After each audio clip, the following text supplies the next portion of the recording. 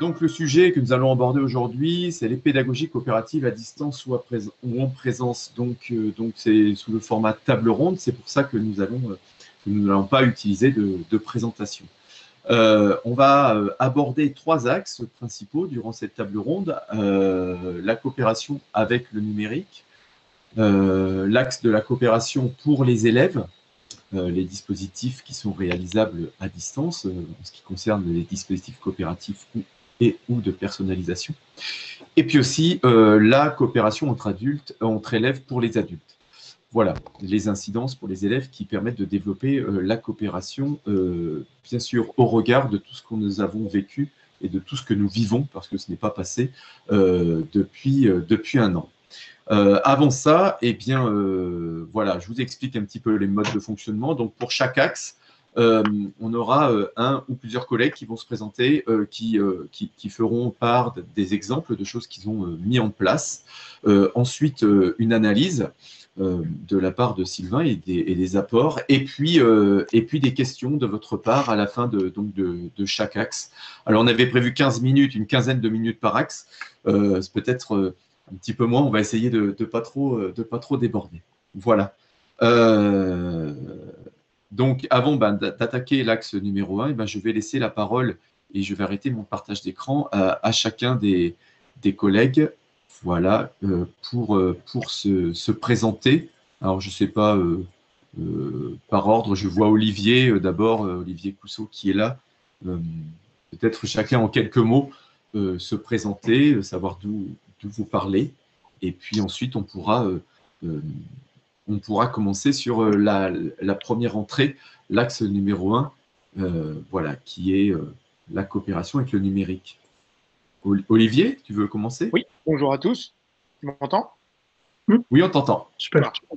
Donc voilà, moi je suis Olivier Cousseau, je suis enseignant en CP et CE1 à la French American School du Rhode Island à Providence, aux États-Unis. Et voilà. Très bien. Peut-être au niveau de la coopération ou des dispositifs coopératifs, juste en 2 mots, est-ce que tu… Alors, les dispositifs coopératifs mis en place, ça a un peu varié. Alors, en fait. Pas les choses que tu mets en place, mais juste ton expérience en 2 mots dans le domaine. Eh bien, tout a commencé il y a quelques années. C'était en 2008, je crois, où j'ai une collègue j'étais en France à ce moment-là. Et puis, elle s'est lancée dans les pédagogies coopératives. Donc, je l'ai suivie. En fait, ça m'a intéressé. J'ai un peu découvert avec le livre de Sylvain Apprendre avec les pédagogies coopératives. Ça a été un peu ma bible au départ.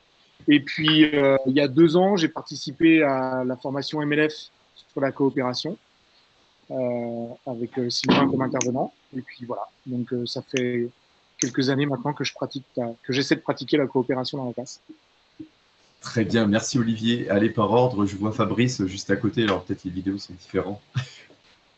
Bonjour Jérôme, bonjour tout le monde. Donc Fabrice, je suis principal au lycée international franco-américain de San Francisco. Je suis également professeur principal en 4e, donc j'ai encore un petit pied dans la salle de classe, j'essaye. Voilà, et j'ai un intérêt depuis pas mal d'années par rapport au thème de la collaboration. J'ai eu le plaisir de faire le stage avec Sylvain et j'ai fait un master de maintenant 2 ans et j'avais choisi comme sujet justement la collaboration. Voilà, donc je suis vraiment ravi de participer à cette table ronde. Merci Fabrice. Laurent, on reste à San Francisco. Ouais, bonjour à tous. Laurent Scotto Liuccio, enseignant à San Francisco, au lycée international franco-américain. J'enseigne au primaire et au collège, en cadre de la liaison collège-lycée, au primaire-collège. Et je suis intéressé par les… alors, je suis aussi un ancien du stage MLF Dallas il y a 2 ans. Donc, je suis particulièrement intéressé sur la question de la coopération. Ça date d'un petit moment. Je m'étais intéressé à une époque sur la pédagogie institutionnelle, Fernand Houry et autres. Et en fait, donc, ça m'a amené progressivement à réfléchir à comment mettre en place une participation plus démocratique et pédagogique à l'intérieur de la classe. Donc, voilà, c'est mon centre d'intérêt. C'est là où j'en suis. Merci Laurent. On reste dans la baie du coup avec Fanny qui est à Berkeley. Oui, bonjour à tous. Donc, Fanny Labadi, je suis enseignante en grande section donc à l'école bilingue de Berkeley. Et donc, mon expérience en termes de coopération, je dirais que j'ai toujours été intéressée par la coopération et au départ par les pédagogies freinées, en fait, dans ma formation à l'IUFM. Et puis, bon, j'ai fait beaucoup de bidouillage, on va dire, depuis le début. Et puis, j'ai participé au stage de Sylvain également à Dallas. Et j'essaie d'être un peu plus rigoureuse dans mon approche de la coopération. En termes de numérique, je ne suis pas une spécialiste, donc ce sera plutôt une contribution modeste par rapport au numérique. Et surtout, le fait d'être en grande section aussi. Voilà. Merci Fanny. Effectivement, comme vous l'avez vu, Fanny est plutôt en cycle 1, grande section, et puis on a Olivier en cycle 2, Laurent en cycle 3, et en cycle 3 et 4, et puis aussi, cycle 3 plutôt, et Fabrice plutôt cycle 4. Donc on a un peu tous les cycles réunis.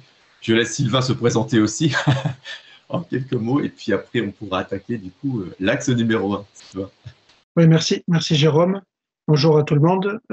Alors ça me fait drôle parce que parmi cette table ronde, je suis le seul Français qui réside en France en ce moment. Donc je suis enseignant-chercheur à l'université Paul Valéry à Montpellier et j'étudie donc les pédagogies scolaires dans le cadre de la prise en compte de la diversité des élèves.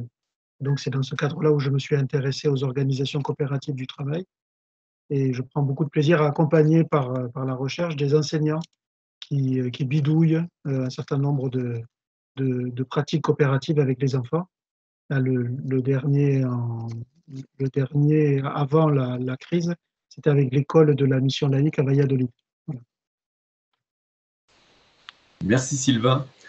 Alors, on va pouvoir commencer le premier axe. Et puis, alors, je vais juste vous le partager. Donc, le premier axe, c'est celui-ci, c'est-à-dire la coopération avec le numérique. Donc, les questions qu'on s'est posées, toute l'équipe réunie, avec aussi Delphine qui nous a accompagnés, qui est aussi parmi nous. Quels sont les outils ou dispositifs numériques qui ont été utilisés ou peuvent être utilisés à distance ou en présence dans le cadre de dispositifs coopératifs ou de personnalisation? Et je crois que pour cette question-là, on avait Olivier qui voulait nous faire part d'abord de son expérience par rapport à cette première entrée. Oui, en fait, donc, juste pour resituer, au printemps de l'année dernière, à partir du mois de mars, on a été en distanciel tout le reste de la fin de l'année scolaire. À ce moment-là, j'avais une classe de CP-CE1, donc c'était une classe double. Et puis cette année, depuis le début de l'année, on est à nouveau en personne. On a eu quelques épisodes en distanciel au mois de décembre parce qu'il y avait des enfants qui avaient été déclarés cas contact. Mais on a été principalement en personne cette année. Mais cette année, la différence, c'est que dans mon emploi du temps, j'ai une classe de CP maintenant et une classe de CE1. C'est plus un double niveau. Donc, ce qu'on a utilisé, en fait, quand on a été en distanciel, c'est le Zoom pour faire des rencontres avec nos élèves, que ce soit avec la classe en entier ou par demi-groupe, ou parfois on avait mis en place ce qu'on appelait l'office hour, c'est-à-dire que le Zoom restait ouvert et c'était les enfants qui venaient nous voir s'ils avaient besoin de nous, ou nous, on leur donnait rendez-vous si on voulait voir quelque chose de spécifique avec eux. Moi, au départ, j'ai utilisé un Padlet, mais c'était plus pour une mise à disposition de ressources, en fait. Eux, ils contribuaient pas au Padlet. Et puis ensuite, on a utilisé l'application CISO. Et en fait, pour ce qui est du CP-CE1, moi, j'ai trouvé que oui, il pouvait y avoir personnalisation du travail, individualisation du travail, mais les coopérations, c'était quand même très compliqué, quoi.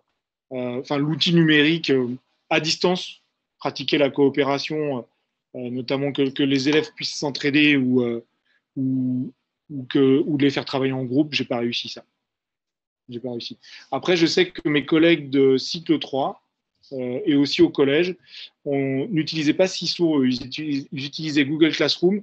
Et en fait, même si au départ, ce n'était pas vraiment des systèmes mis en place par les enseignants, ce qu'ils ont remarqué, c'est que les élèves ont trouvé un moyen de s'entraider. Et ils ont été, en fait, ils sont, bon, que ce soit au CP, CE1 ou même plus grand, le bilan du dispositif mis en place, c'est le développement des habiletés technologiques de tous les élèves, développement de l'autonomie et de l'organisation dans le travail aussi, mais ils sont devenus vraiment débrouillards, notamment cycle 3 et cycle 4. Par exemple, ils s'ouvraient un Google Doc et ils s'en servaient comme d'un chat. Donc, ils pouvaient communiquer comme ça. J'ai des collègues aussi en Zoom qui ont utilisé le système de breakout rooms, donc des salles de réunion où en fait ils pouvaient diviser, et ils pouvaient faire des petits groupes et l'enseignant passait de salle en salle. Et là, les enfants pouvaient coopérer. C'est quelque chose en CP, CE1 que moi, j'ai pas réussi à mettre en place parce que je trouvais que j'ai trouvé trop jeune pour ça. J'arrivais pas à gérer ça, quoi. Voilà. Donc, bilan un peu du numérique. Personnalisation, oui. Collaboration, parfois. Mutualisation, oui. Parce que dans CISO, en plus, il y a une option où il y a le blog de la classe. Donc, parfois, il y avait des travaux qui étaient mutualisés sur le blog. Coopération, pas vraiment. Un peu plus pour le cycle 3 et le cycle 4, peut-être. Mais avec des enfants plus jeunes, la coopération à distance, c'était compliqué. Voilà. Laurent, tu voulais prendre la parole? Oui, je peux peut-être apporter un éclairage cycle 3, cycle 4, justement, pour donner quelques pistes. Dans nous, contexte, on a vécu donc le confinement comme tout le monde jusqu'à septembre. On est rentré à l'école au mois d'octobre, fin octobre pour le primaire, un peu plus tard pour mi-novembre pour le secondaire, et on est jusqu'à aujourd'hui à peu près encore dans une situation hybride au niveau du primaire. C'est-à-dire qu'on a des élèves à la fois à distance et dans la classe en même temps, qui coexistent, qui cohabitent. Et au niveau du collège, on est en train petit à petit de glisser vers un présentiel plus soutenu. Mais voilà, on en est. Et donc, du coup, il a fallu imaginer très rapidement des structures qui permettent de pouvoir prendre en compte cette double dimension dans la classe, hors la classe, et synchrone, asynchrone. Donc, on a plusieurs pistes plusieurs types d'outils qu'on a mis en place et qu'on a utilisés. La première fois, le premier outil qu'on a utilisé, c'est la Google Suite. On a la chance de ne pas avoir les restrictions que d'autres collègues peuvent avoir en France, même s'il y a des solutions dans le logiciel libre, on n'a pas des autres qui existent, qui sont aussi très pertinentes, mais qui nous ont permis de travailler, par exemple, ce que disait Olivier, hein, c'est-à-dire de lancer des documents ouverts dans lesquels les espaces de collaboration et les élèves peuvent travailler dessus. Ce que moi j'ai particulièrement aimé dans cette démarche-là, c'est le fait du synchrone asynchrone. C'est-à-dire qu'on peut travailler en même temps, au même moment dans le document, mais aussi on peut travailler à des moments différés, apporter des explications, des regards, confronter, échanger. C'est-à-dire qu'en fait, on est dans quelque chose qui sort de la tâche collective dans un temps donné identifié pour entrer sur quelque chose qui est beaucoup plus souple, donc beaucoup plus individualisé à certains égards en termes de décision par rapport au travail. Ce qui est intéressant de noter à ce sujet-là, c'est qu'effectivement, on a retrouvé toutes les dimensions de chat qui sont mises en place dans Google, mais aussi que on a très rapidement aperçu qu'en fait les élèves développaient leurs propres moyens leur propre travail de groupe et de coopération à l'extérieur du dispositif scolaire tel que proposé. Donc par des élèves qui se contactaient les uns aux autres, des parents qui mettaient en place des temps de Zoom entre élèves sur des temps de travaux personnels. Donc en fait, il s'est passé beaucoup de choses qui étaient pas du tout sous notre, on dirait, regard, mais qui en fait participaient complètement à la dynamique de collaboration. Et ça, je trouve que c'est un truc intéressant qu'on n'avait pas forcément identifié a priori, qui existait sous certaines formes dans les écoles locales où les enfants peuvent se retrouver après l'école pour travailler, mais qui en fait se sont développés énormément pour nos écoles dans le cadre de ce dispositif-là. Un troisième point que je voulais mettre en avant, c'est l'utilisation d'outils comme Kahoot et Quizlet, qui sont des outils que vous connaissez certainement, hein, qui sont des outils où on peut construire un certain nombre de questionnaires ou de supports interactifs. Moi, je m'en suis servi beaucoup pour travailler sur la construction collective de questionnaires élaborés à partir de réflexions, soit de projets personnels d'élèves qui partaient sur un thème de recherche qu'ils voulaient explorer, ou soit en groupe autour d'une notion qu'on a pu étudier en classe pour construire des supports pédagogiques qui sont utilisés par les autres élèves à différents moments dans la classe. Donc en fait, par exemple, sur le thème sur le thème de la conjugaison. On a fait tout un travail autour de construction d'exerciceurs pour les élèves, par les élèves. Donc ça, c'était une démarche sympa. Et puis bon, il y a toute une dimension ludique dans Kahoot et dans Quizlet qui sont réutilisables et qui sont sympas pour faire du lien entre la classe et l'extérieur de la classe. L'un des outils que j'ai beaucoup utilisé cette année, c'est aussi un outil que j'utilisais pas du tout comme ça, mais que j'ai développé comme ça maintenant de plus en plus. C'est des PowerPoint, des slides interactifs, dans lequel en fait on a donc toute la séquence ou la séance qui est mise en place avec les différents supports audiovisuels, écrits, etc. Mais aussi des espaces de dépôt de documents, des espaces des espaces de travail synchrono-asynchrone à l'intérieur, des espaces de dépôt de vidéos. C'est-à-dire qu'en fait, à partir d'un seul document, une seule interface, permettre aux élèves de pouvoir déposer, construire et suivre le parcours à leur vitesse. J'avais utilisé Nearpod à un moment donné dans cette logique-là. Nearpod, c'est un outil qui permet de guider en fait la progression des élèves suivant le rythme de l'enseignant essentiellement. Et j'en suis sorti pour créer des outils qui soient un peu plus flexibles, qui permettent vraiment aux élèves d'avancer en fonction de leur propre positionnement, où ils en sont, quelles sont les notions qu'ils veulent développer et comment ils vont pouvoir avancer. Donc voilà, je parlerai un peu plus précisément sur des choses qui ont été créées au niveau de la dynamique sociale, c'est-à-dire des interactions humaines. Mais au niveau des outils, voilà, c'est ce que je peux dire par rapport à ça. Merci Laurent. Est-ce que Fanny ou Fabrice, vous aviez des choses à rajouter, même si ce n'était pas forcément prévu dans le thème 1 par rapport à ça ou... Oui, moi je veux Fabrice bien. Ah pardon, je crois qu'il y a une. Voilà, oui, oui, non, il y a peut-être deux petites choses rapidement. La première, c'est qu'à mon avis, déjà du fait de l'utilisation de Zoom pour les élèves un peu plus grands, certains enseignants qui avaient peut-être tendance à beaucoup parler, de toute façon, ne pouvaient plus le faire. Donc, il y a eu peut-être recours de manière un peu plus obligatoire, ou en tout cas, la situation a fait que les enseignants ont développé des breakout rooms et des situations de travail en groupe. Et puis, j'ai vu aussi un bénéfice pour certains élèves.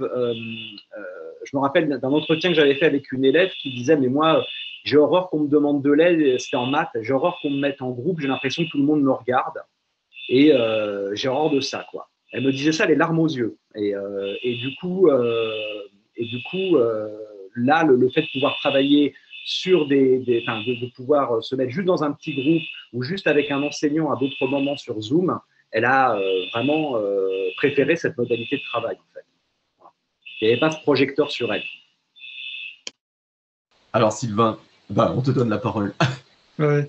Moi, ce que je trouvais intéressant là, dans ce qui a été dit par Fabrice, Laurent et Olivier, c'est ce que la crise pandémique nous a obligés de penser, c'est l'équilibre entre les moments collectifs et les moments en autonomie, avec une sorte de recherche d'économie de ce qu'on plaçait dans les moments collectifs, parce qu'on peut pas demander à des enfants, même à des adolescents, de rester connectés en classe virtuelle pendant 6 heures, c'est pas possible. Et donc, ce que cette crise nous a contraints de faire, c'est de réfléchir à quel type de situation d'enseignement on mettait collectivement et qu'est-ce qu'on pouvait s'autoriser à mettre avec plus d'autonomie, avec des situations qui échappaient à toute forme de contrôle, comme Laurent en a parlé, où moi je sais que en discutant avec des enfants là, de l'école de Valladolid, il y en a plein qui m'ont parlé de solutions de réseaux sociaux privés où ils se connectaient par WhatsApp, par exemple, ou autre, et puis ils faisaient un exercice ensemble, ou alors ils s'appelaient en disant « Est-ce que tu peux essayer de m'aider sur ce truc-là » Donc voilà, donc pour l'enseignant, ça ne veut pas dire que l'enseignant n'est plus nécessaire. Au contraire, il y a besoin de penser à quels endroits didactiques la présence de l'enseignant est importante et à quels autres endroits la coopération peut pallier l'absence de l'enseignant. Par exemple, tout ce qui concerne la découverte d'une nouvelle notion, alors on ne peut pas dignement le laisser en autonomie avec les élèves. Et c'est là où le travail en groupe est intéressant, notamment avec une solution comme Zoom, qui permet de constituer des groupes aléatoires avec un temps limité. Quand on dit aux enfants, voilà, vous avez 5 minutes, ils se retrouvent au hasard dans un groupe, donc on ne perd pas de temps à faire les groupes, Et puis, au bout de 5 minutes, on arrête la session et puis les enfants, ils ont un compte à rebours. Et à la fin du compte à rebours, ils se retrouvent tous dans la salle collective. Là. Et il y a même des enseignants qui m'ont dit que c'était plus facile d'organiser du travail en groupe avec Zoom que dans une classe avec tous les enfants. C'est hallucinant quand même d'en venir à ça. Après, pour les moments collectifs aussi, il y a tout ce qui concerne le travail en équipe, c'est-à-dire le travail en équipe, c'est différent du travail en groupe parce que c'est organisé vers les démarches de projet, alors que le travail en groupe, c'est organisé vers la confrontation, le conflit entre les enfants. Mais le travail en équipe, c'est pareil, on peut faire des salles, sauf que là, les salles ne se font pas par une répartition aléatoire, elles se font par intitulé de projet. C'est-à-dire les enfants rejoignent la salle qui correspond au projet dans lequel ils se sont inscrits. Et ça aussi, c'est le numérique. C'est pas que c'est mieux, en fait, ça reste une forme d'enseignement dégradé, parce qu'on ne voit pas, par exemple, les micro-mimiques des enfants. Mais c'est tout à fait. Moi, je me suis aperçu avec surprise que c'était quand même tout à fait possible d'organiser de la coopération, même pendant les moments collectifs, de manière numérique.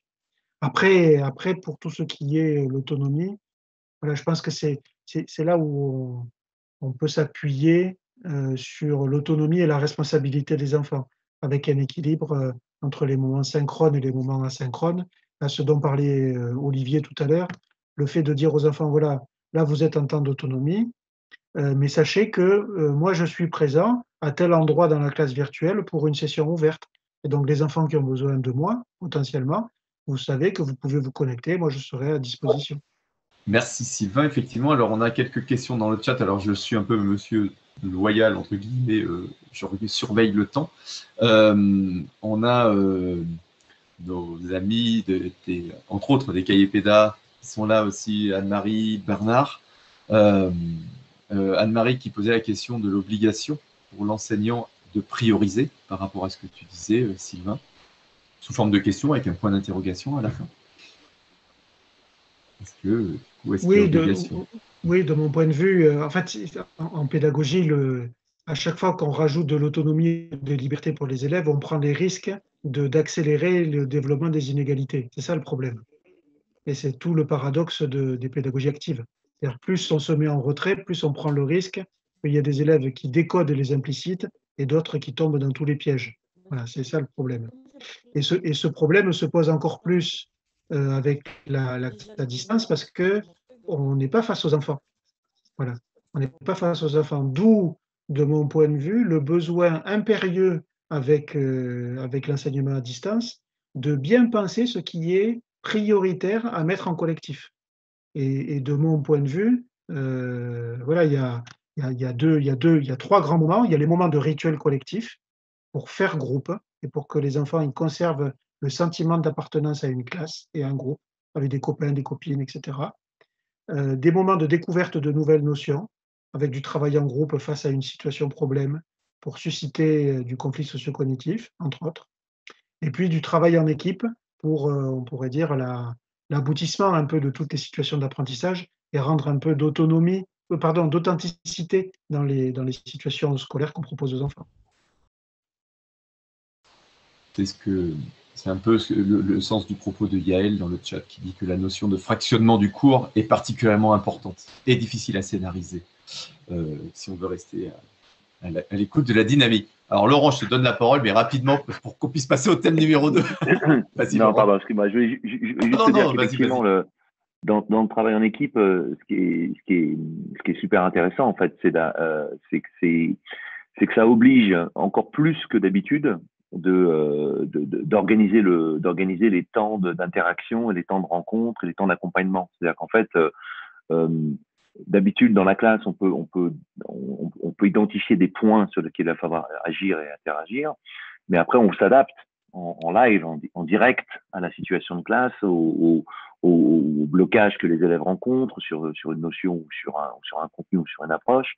Là, il faut qu'on imagine des formes qui permettent de pouvoir créer des espaces dans lesquels on puisse à la fois scénariser de manière très précise et en même temps être suffisamment souple pour pouvoir accompagner les élèves qui sont en situation de besoin.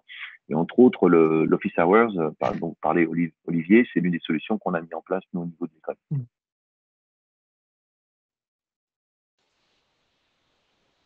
Merci Laurent, merci de aussi cet éclairage effectivement de ce qui est mis en place dans les écoles. Et la question de Bernard, effectivement, rejoignait ce que tu disais Sylvain, c'est-à-dire que l'autonomie se porte sur des fiches ou des activités autocorrectives et se poser la question de l'efficacité quand on est seul à la maison. Et je pense aussi en fonction de l'âge des élèves. Est-ce qu'on passe au thème numéro 2 ?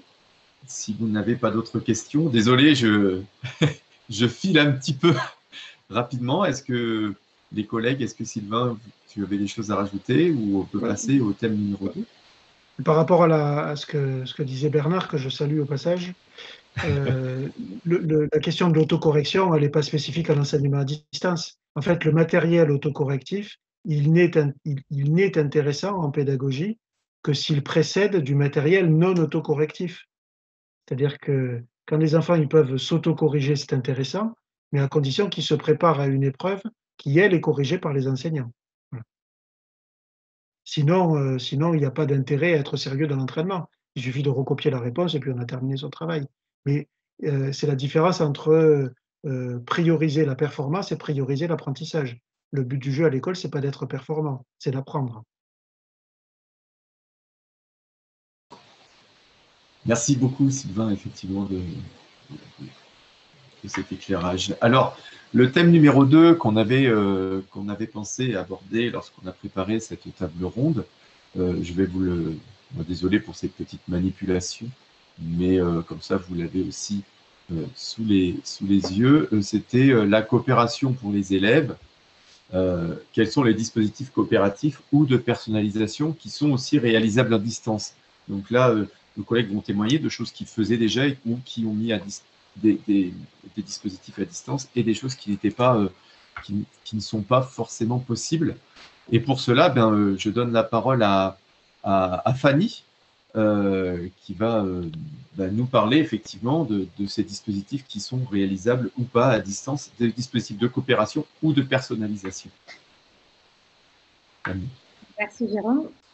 Alors moi, ce que j'utilisais comme outil numérique avant l'enseignement à distance, c'était l'application Book Creator, en fait, que j'utilisais pas mal en mode coopératif où les élèves, donc le Book Creator, ils créaient des livres ensemble où ils rajoutaient de la voix. Moi, je mettais des photos, ils mettaient de la voix et ils s'interrogeaient mutuellement.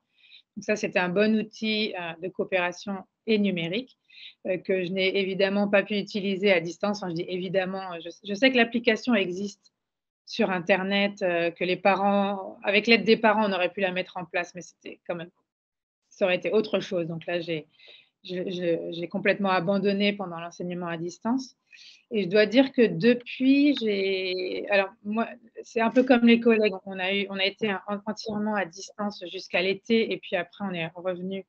Moi, ma classe entièrement en présentiel, et puis avec des petites phases aussi de Zoom, de distanciel après les vacances. Mais du coup, retour à l'école, j'ai voulu remettre en place les coopérations avec Book Creator. Et là, en fait, le problème, c'est le masque maintenant. En fait, nous, le masque est obligatoire et également en grande section. Et en fait, les enregistrements étaient inaudibles. Donc, pour l'instant, j'ai arrêté aussi ça. Donc, c'est un bon outil, mais qui n'est quand même pas génial avec le masque. Ensuite, en termes d'outils coopératifs que j'utilisais en classe, mais qui n'étaient pas numériques et que j'ai dû adapter à distance, il y a par exemple tout ce qui est jeux coopératifs, les cercles communautaires type Quad 9, donc qu'on faisait en classe et qui se passait plutôt bien. À distance, avec une classe de grande section, j'ai essayé par exemple le Quad 9. Alors, j'ai eu de la chance, j'ai quand même que 15 élèves, mais 15, c'était quand même trop pour le Quad 9. Donc là, je me suis adaptée en le faisant en petits groupes. En fait, donc c'était pas les break rooms puisqu'ils sont trop petits pour ça également, mais on faisait en fait en asynchrone, des petits groupes à tour de rôle. Et là, c'était à nouveau possible de refaire des quads neufs ou des jeux coopératifs, en fait, avec le document de caméra, la caméra. Et puis, moi, j'avais le jeu, chacun avait son dé, par exemple, et puis on pouvait quand même jouer ensemble. Donc, ça a été une façon d'adapter ce qu'on faisait en classe qui n'était pas numérique et qui est devenu numérique. J'ai aussi utilisé le Google Doc pour écrire nos lettres aux correspondants, en fait. Ce qu'on fait d'habitude complètement manuellement. Donc là, j'avais 3 élèves. Là, c'est pareil, il faut vraiment avoir très peu d'élèves en grande section et sur un temps limité. Et puis, on a écrit ensemble. Ils ont des correspondants personnels. Donc, j'ouvrais une lettre et on écrivait au correspondant de Pascal, par exemple. Et puis, les autres coopéraient en aidant, notamment au niveau du langage. Comme nous, ils apprennent tous aussi le français. On écrivait une lettre au correspondant tous ensemble. Donc, le Google Doc a permis ça. C'est en fait moi qui écrivais, je partageais mon écran et puis il m'aidait à formuler, à remplir les blancs, en fait. Sous forme de dictée à l'adulte, quoi. C'est ça. Oui, voilà. Ouais. C'était une façon d'adapter ce que d'habitude on faisait manuellement et là, on l'a quand même fait. Ils ont également fait des dessins, en fait, pour leurs correspondants, que les parents ont photographié ou scanné et on a pu envoyer tout un dossier comme ça aux correspondants en France, que d'habitude on le fait, on va à la boîte aux lettres, mais là c'est devenu virtuel. Donc ça c'était tout en termes de coopération, mais je suis quand même d'accord avec Olivier que la coopération avec des jeunes enfants à distance, c'est compliqué. Après, par l'intermédiaire des parents, il y en a quelques-uns qui se connectaient également par WhatsApp ou autres outils numériques, pour notamment les parents non francophones qui demandaient de l'aide aux parents francophones et ils ont pu se connecter comme ça, en fait, coopérer. C'était de la coopération entre familles plus qu'entre enfants. Voilà. Après, en termes de personnalisation, moi, j'utilise le plan de travail en classe. Et du coup, à distance, comme ça a été un peu brutal, j'ai pas la mise en place du distanciel, on va dire, a été un peu subie. J'avais pas du tout prévu de faire des plans de travail de la même façon qu'en classe. Donc, on a utilisé CISO aussi, qui finalement peut être comparable au plan de travail, on va dire, en termes de personnalisation, et qui permet aussi des rétroactions intéressantes, en fait, avec la voix et la vidéo. On pouvait créer en fait des dialogues avec les enfants, donc asynchrones, mais très intéressants aussi, donc qui reproduisaient un peu le plan de travail, plus ou moins. Et puis, depuis qu'on a repris en classe, là, je leur donne des vrais plans de travail sur papier quand ils ont une semaine en ligne. On a une semaine en ligne après chaque semaine de vacances pour permettre en fait aux enfants de passer un test un test Covid avant de revenir en classe. Et pendant cette semaine en ligne, en fait, je leur donne du matériel similaire au plan de travail qu'on peut faire en classe. Et donc, ils sont autonomes et ils le font dans l'ordre qu'ils veulent et c'est personnalisé. Et puis, ça permet justement les plans de travail à la maison de garder le temps de Zoom pour un peu plus de temps collectif, de collaboration et puis de maintien du français, on va dire. Nous, c'est quand même aussi un des objectifs de parler. Donc, les temps de Zoom permettent de collaborer plus sur la langue, en fait. Donc voilà, c'est à peu près ce que je peux dire sur la coopération en grande section. Donc, qui est très, très différente, en fait, entre la distance et en classe. On voit effectivement dans ton témoignage des différences, mais que tu as réussi à mettre des choses en place aussi. Est-ce qu'on donne Sylvain, tu veux réagir ou on donne la parole aux autres collègues avant ta réaction? Comme tu veux, Sylvain. Non, priorité aux collègues. Très bien. Je vois Laurent qui lève la main. Alors, il y avait aussi. Alors, je donne la parole à Laurent et puis Olivier aussi qui voulait intervenir. Oui, Laurent? Olivier d'abord, j'ai déjà beaucoup parlé. Allez, Olivier. Comment? Merci, Laurent. Merci, Laurent. Je vais essayer d'être rapide alors. Qu'est-ce que j'ai fait à distance? En fait, la personnalisation était possible à distance. Même chose que pour Fanny, les plans de travail et l'utilisation de CISO avec la rétroaction individuelle, soit par écrit, soit par oral, ça marchait bien. Au début aussi, au printemps 2020, là, quand on est resté 3 mois et demi, j'ai continué à faire un conseil une fois par semaine avec toute ma classe. Alors, pour le Quad 9, on faisait un petit peu tous les jours. Du coup, je notais qui avait parlé pour essayer de respecter un peu que tout le monde puisse parler, mais il y en avait qui ne voulaient pas, comme quand on est en classe, qui ne voulaient pas s'exprimer. Donc, finalement, ça s'est bien géré. Ce que j'ai mis en pause, enfin, ce que j'ai complètement arrêté, c'était les ceintures de comportement, puisqu'on n'était plus en présence, en fait, et du coup, ça. Enfin, là, je ne voyais pas comment continuer ça. Donc, ils ont gardé leur ceinture. Ils l'ont retrouvée quand ils sont revenus cette année. Mais on a arrêté pendant le conseil, par exemple, on ne parlait plus de l'attribution des ceintures. Et puis, cette année, le distanciel, le peu de moments où on a été en distanciel, c'était une semaine par-ci, 2 semaines, c'était un peu perlé. Donc, du coup, je n'ai pas fait de conseil pendant. Parce qu'en fait, à chaque fois, ça demande. C'est des nouvelles routines de travail, c'est des nouvelles habitudes de travail, et plus ils sont jeunes, et plus ça prend du temps à remettre en place. Donc quelqu'un parlait de priorisation tout à l'heure, ça a été ça, quoi. En fait, la priorité, c'est le conseil, par exemple, quand on a été en distanciel perlé un petit peu cette année, le conseil, il est passé à la trappe. Le retour en présentiel cette année, avec des contraintes sanitaires très importantes, par exemple, nous, l'étape devait être 6 feet apart. 6 feet, c'est à peu près 2 mètres, quoi. Donc, les enfants ne pouvaient plus se déplacer dans la classe. Ils doivent rester à 2 mètres les uns des autres. Ils doivent porter le masque. Donc, même problème que pour Fanny, pour parler, c'est compliqué, on ne s'entend pas.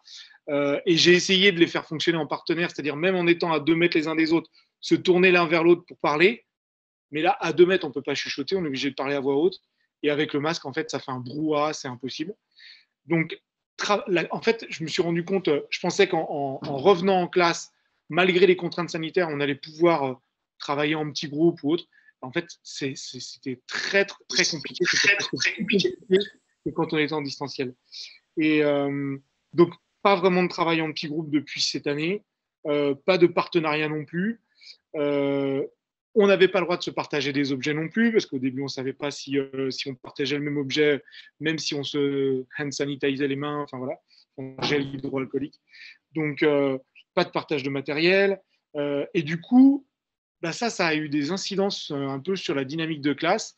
Notamment, je vois dans la classe de C1 cette année, là, depuis 2-3 semaines, alors il y a peut-être aussi la fatigue, etc. On a eu une longue période là, entre les 2 périodes de vacances, mais il y a une espèce d'esprit de compétition qui se met en place dans la classe. Les enfants ne sont pas très sympas les uns avec les autres.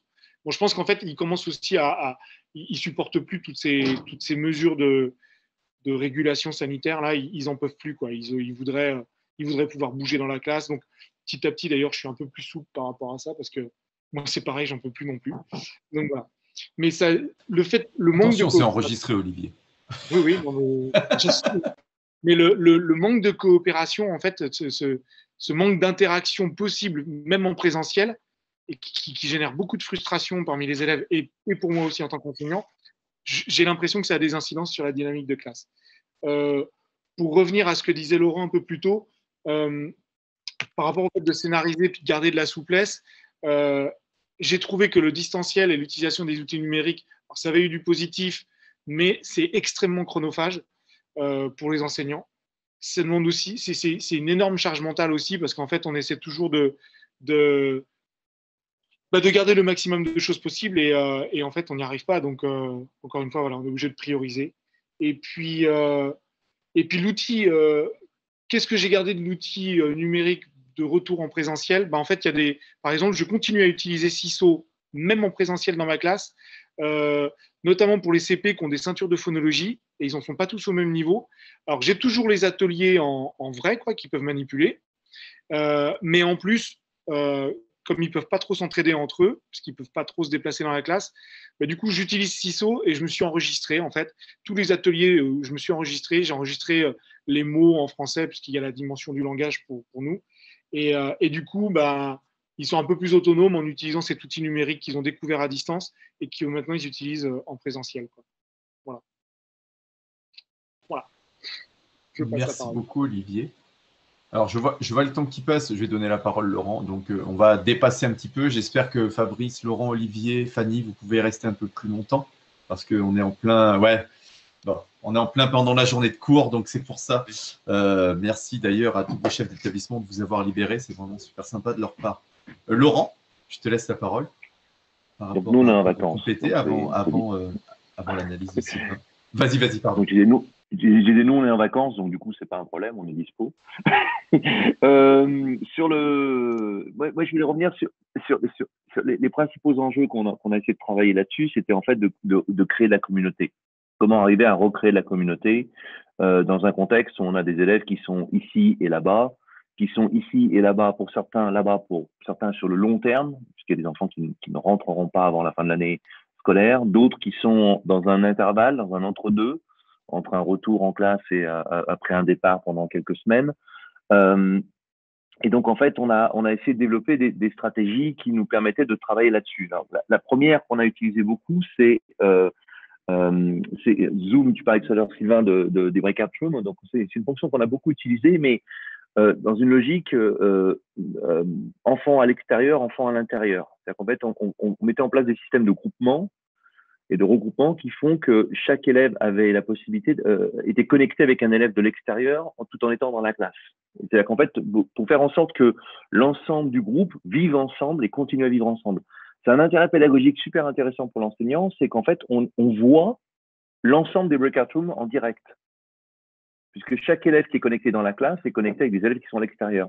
Donc, s'il y a questionnement, s'il y a interrogation, s'il y a quoi que ce soit, tout de suite, on est en interaction par rapport aux différents projets, au lieu de naviguer d'une salle à l'autre en passant sur Zoom. Donc, intérêt pour l'enseignant et intérêt pour l'élève. L'élève fait partie du groupe, fait partie du travail qui est enclenché dans la discussion ou dans la confrontation, travail de groupe ou travail d'équipe. Deuxième élément sur lequel on a beaucoup travaillé, c'est ce qu'on appelait les advisories, donc qui sont en fait des moments de travail, de rencontres, pas forcément de travail, mais de rencontres avec des élèves qui sont à distance et qui ne concernent que cela.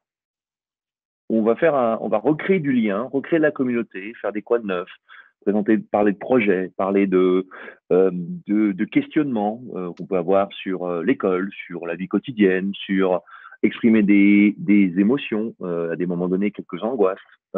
Et en fait, autour de l'enseignant, on a identifié chaque jour une heure, donc une demi-heure en français et une demi-heure en anglais, spécifiquement centrée sur les élèves qui sont à domicile, avec cette optique de recréer la communauté, créer du lien, faire en sorte que ça puisse continuer. Troisième élément qu'on a essayé de continuer, on en parlait tout à l'heure, mais c'est en fait tout ce qui est les temps de office hours, c'est-à-dire les temps ouverts, où les élèves de l'intérieur et de l'extérieur, de la classe mais éloignés, peuvent connecter et discuter, échanger. Donc nous, on avait mis en place un système où en fait les caméras sont off, les micros sont off, l'enseignant est là, il a son casque, pardon, et quand un élève a envie de parler, il prend la parole et puis on discute et s'il y a besoin, on se met en breakout room. Dernière chose là-dessus, j'ai fait ça en CM1 pas mal, pas au collège, mais en CM1. On a identifié aussi dans le cadre du Zoom, dans les sessions où en fait tout le monde est en Zoom, on a des élèves qui sont identifiés comme tuteurs. Et donc les élèves savent que ils peuvent demander de l'aide à cette personne-là, plus spécifiquement, dans ce type d'activité et à ce moment-là précis. Et donc, en fait, ce qui était intéressant, c'est que même si on ne pouvait pas physiquement se déplacer, via le Zoom, on pouvait créer des espaces dans lesquels une fonction de tutorat pouvait s'exercer. Donc voilà. Donc, des limitations certaines, mais aussi des outils qui sont intéressants pour pouvoir créer de la communauté. Et c'est ce qu'on a essayé de développer de manière importante. Voilà, je voulais juste rajouter ça. Merci Laurent. Je ne sais pas si Fabrice, toi tu voulais ajouter quelque chose, ou toi tu interviendras plutôt sur le thème numéro 3, mais si tu avais… Oui, non, juste un peu dans la même veine, Laurent parlait de l'advisory, le conseil des élèves, pour nous au niveau du collège, a joué vraiment un rôle important, joue toujours un rôle important. Ça nous permet de savoir comment les élèves vivent cette expérience et les profs sont vraiment à l'écoute. Et ça nous permet de dire aussi aux élèves à quel point ça peut être difficile pour les enseignants de travailler dans ces conditions. Donc, je pense qu'il y a une plus grande capacité d'écoute et de réalisation des problèmes communs, en fait, grâce à ça. Merci Fabrice. Sylvain, Ouais, merci. par rapport à cette deuxième thématique qui est très riche, qui a été abordée par tous les collègues. Ouais, donc là, Jérôme, tu m'as laissé 1h30 hein, pour développer. On va, ouais, un petit peu moins, on a un thème numéro 3 en plus. Ouais.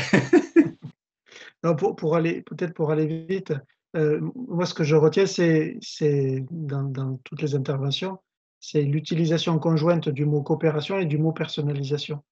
En fait, ce sont pas peut-être éclaircir cette idée-là, parce que ce ne sont pas des synonymes.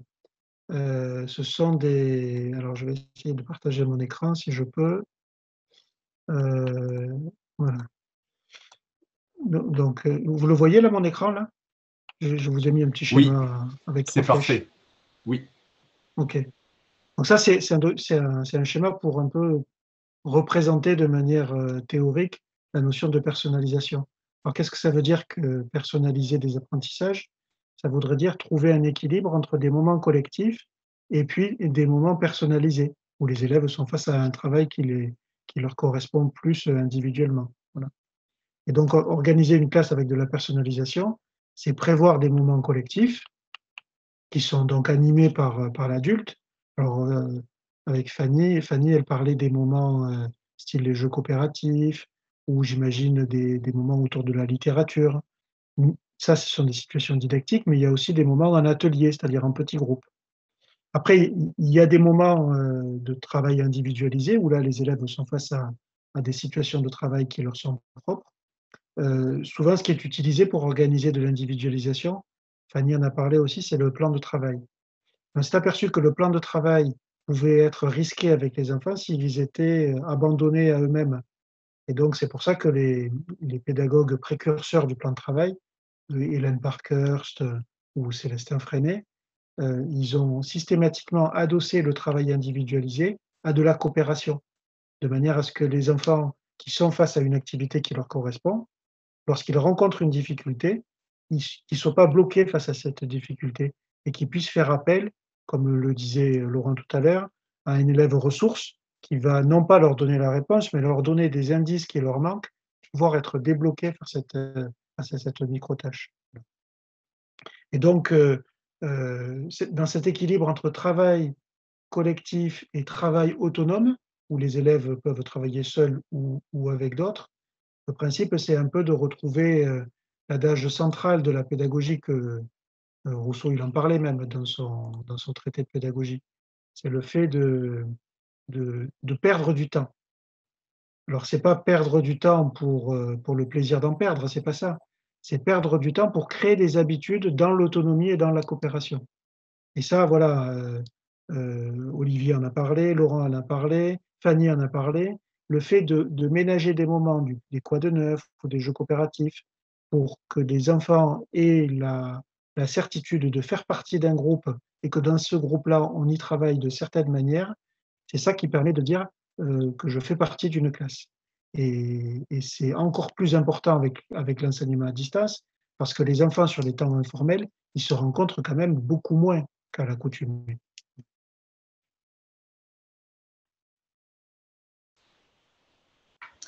Merci Sylvain. On peut peut-être du coup aborder le thème numéro 3. C'est bon pour vous? Alors, je vais le partager pour vous montrer. Là, on se plaçait cette fois-ci du côté des adultes. Et la question, c'était la suivante. Hop, la coopération entre élèves pour les adultes. Quelles sont les incidences pour les adultes qui permettent de développer la coopération? Est-ce que les pratiques coopératives ont évolué? Qu'est-ce qui s'est mis en place en termes de dispositifs coopératifs entre adultes? Alors, c'est Fanny, je crois, qui parlait, oui, c'est Fanny qui parlait justement de coopérations qui sont mises en place entre parents pour essayer de s'expliquer les consignes et les choses comme ça entre parents francophones et non francophones. Donc, effectivement, on avait déjà ce type-là de coopération qui pouvait se mettre en place. Fabrice, tu voulais intervenir sur ce sujet Oui, liées à enfin ta rapidement, fonction. oui, je voulais juste dire peut-être quelques mots de ce que j'ai pu voir en termes de collaboration entre adultes. Sylvain cite souvent ce proverbe, tout seul on va vite, va plus vite, ensemble on va plus loin. Et je crois qu'on a tous réalisé que tout seul on n'allait vraiment pas aller bien loin, quoi. Et donc, s'il y a un effet positif, je trouve, moi, de ce qui s'est passé, c'est vraiment que ça a développé la coopération entre adultes.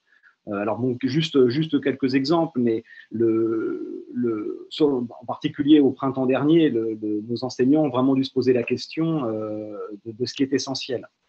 Et ça, c'est vraiment une question à laquelle il est difficile de répondre seul. Donc au moins, il y a eu cette occasion de pouvoir discuter de quelle doit être la priorité entre l'académique, entre le social et l'émotionnel, et dans l'académique, quels objectifs on va cibler, quelles compétences on va vraiment travailler et quels éléments du programme on va soit laisser tomber, soit reporter à plus tard. Et ça, c'est un travail qui peut se faire vraiment que de manière collective. Il y a eu aussi, je pense, au niveau des outils numériques, ce qu'on avait eu il y a quelques années, peut-être au moment du développement donc des programmes d'iPad et d'ordinateurs portables au niveau du collège, c'est que pour certains outils numériques, c'est les élèves qui sont les experts, en fait. Et donc, l'entraide, et l'enseignement, il va être du côté de l'élève. C'est l'élève qui va montrer au prof comment on peut utiliser certains outils. Donc, c'est quand même aussi extrêmement positif. Et puis, bon, elles existaient bien entendu avant la pandémie, et la mission laïque est justement au premier plan au niveau de ce travail, mais c'est les communautés apprenantes virtuelles.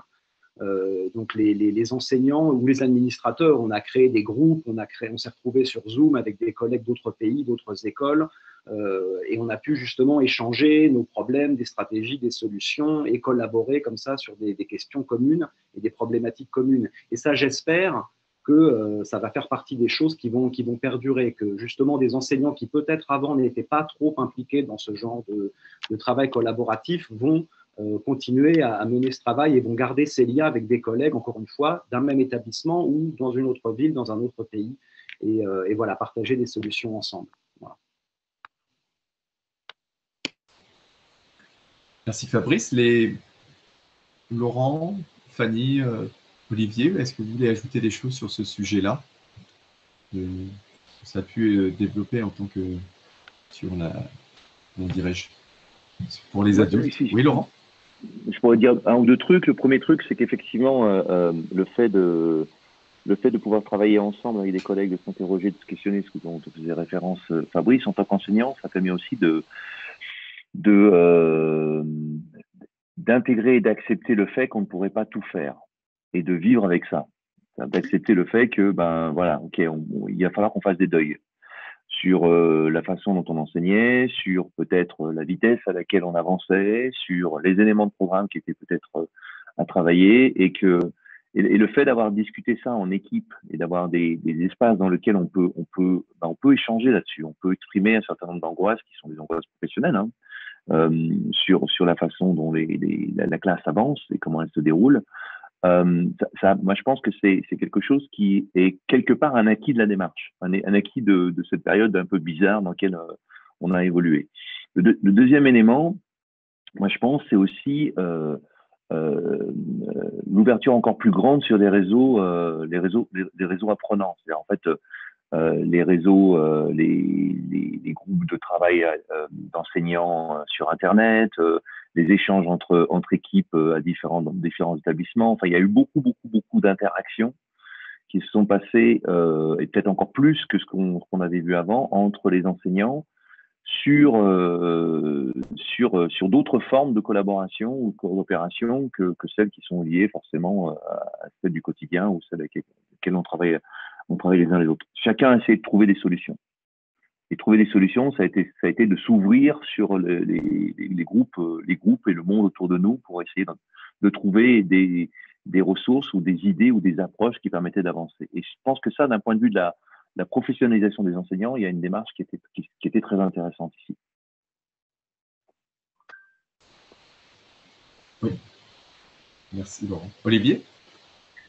Ouais, juste pour témoigner personnellement comment j'ai vécu ça depuis l'année dernière, le distanciel, j'ai trouvé que le distanciel, le nouveau présentiel, le hybride aussi, parce que nous aussi, on a des enfants qui sont restés chez eux. Et puis, voilà. Ça a généré beaucoup de stress, énormément de charge mentale, en fait. Et effectivement, une forme parfois de culpabilité, parce que oui, il fallait faire son deuil de certaines choses, mais au début, en fait, on a beau se le dire, on n'arrive pas à le faire.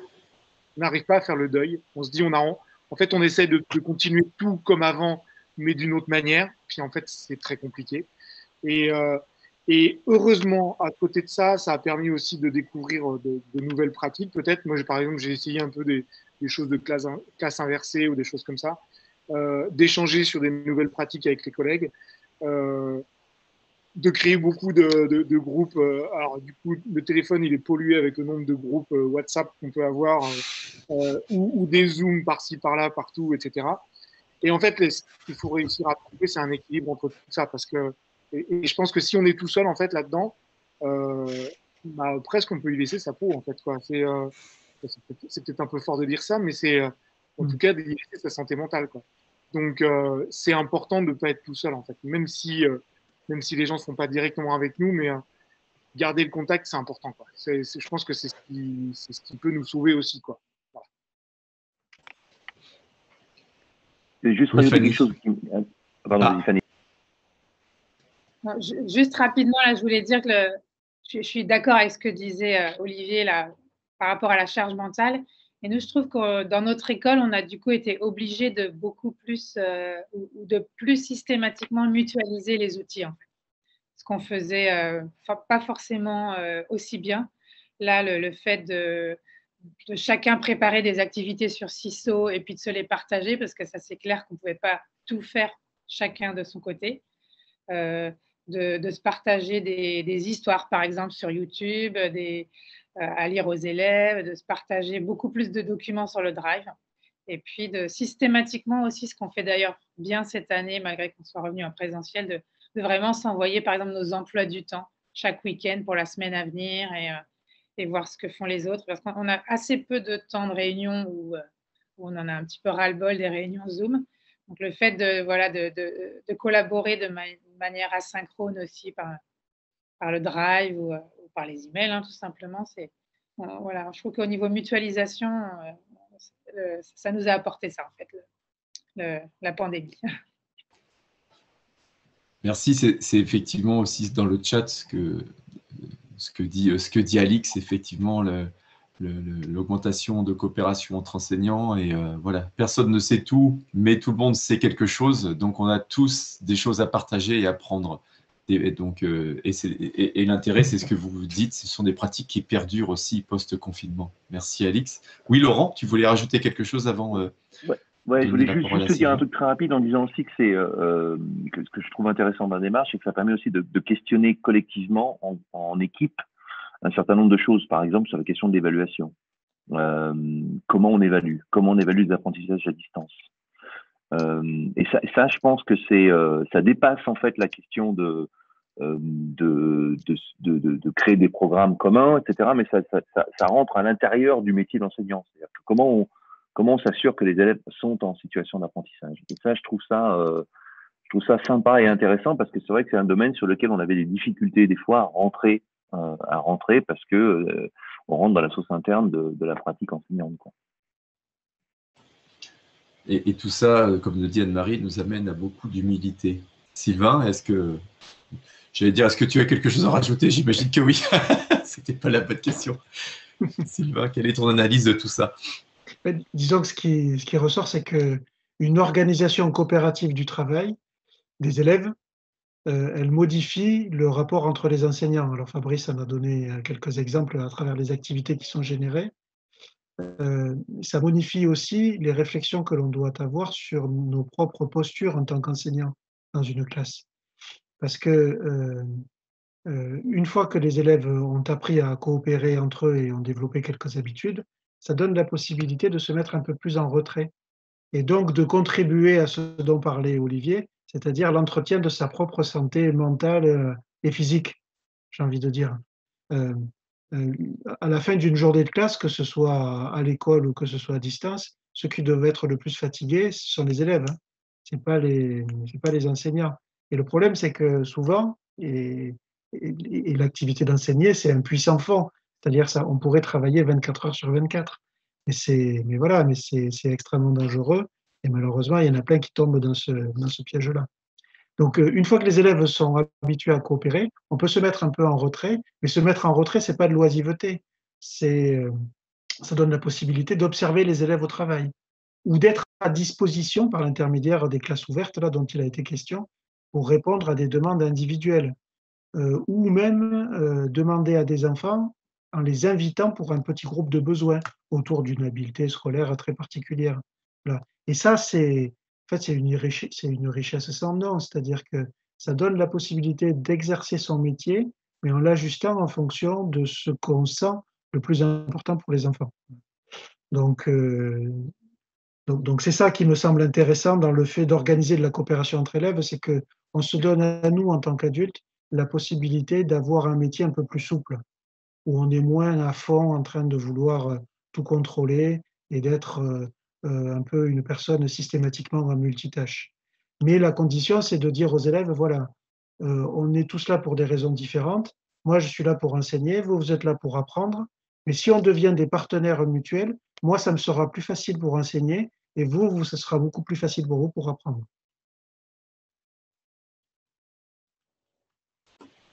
Merci Sylvain, et j'attire l'attention aussi des participants dans le chat. Michel, merci, qui a déposé un lien. C'est une formation gratuite de l'Université du Québec à Montréal autour de pandémie et santé mentale des enseignants, comme Olivier avait abordé entre autres l'idée de la charge mentale. Est-ce que vous avez, on arrive au terme là de cette heure. Alors, ce que je voulais vous partager, c'était un petit Jamboard ici. Donc, je vous partage le lien avec une petite routine de pensée. Qu'est-ce que vous pensiez avant cette petite session d'1 heure et qu'est-ce que vous pensez maintenant? Voilà, par rapport à ce qu'on a dit, vous pouvez aller le remplir quand vous voulez. Vous pouvez copier-coller le lien. Ben, écoutez, oui, ben, merci beaucoup à tous, à toi Sylvain, à Fanny, à Laurent, à Fabrice et puis à Olivier pour leur participation. Et puis à vous tous aussi, vous avez aussi partagé quelques réflexions dans le chat, toujours fort intéressant.